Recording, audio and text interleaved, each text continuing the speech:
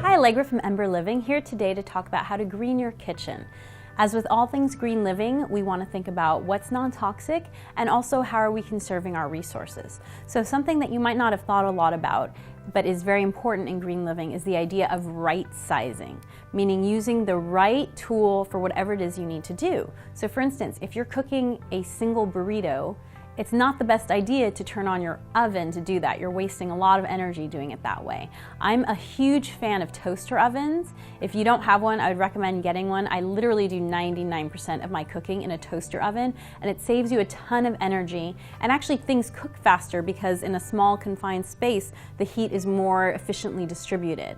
So you'll save energy, you'll save time, and also during the hot summer months, you'll actually save your house from getting super hot. A toaster oven cools down much faster than a traditional oven.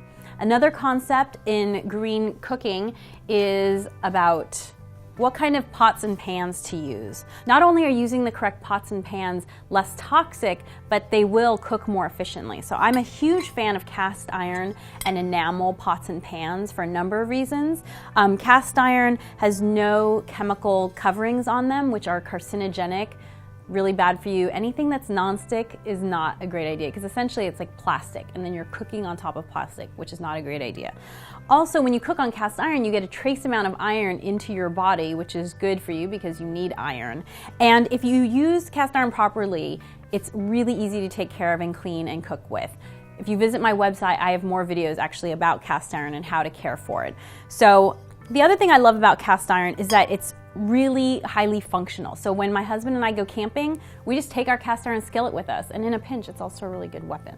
So there you go. And because it's heavy, it holds heat and distributes heat well, so it'll actually cook more evenly and cook faster. A third tip I want to tell you about in terms of greening your kitchen, which has to do with conserving energy, is to use residual heat when you're cooking.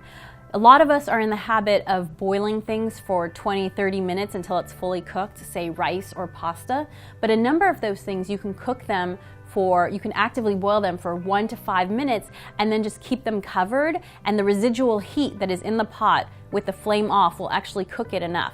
So for instance, when I make rice, I actually cook it for about 6 minutes and then I just turn off the flame, cover it, and it will boil out. So you can do this with oatmeal, with pasta, with any of those grains that you cook.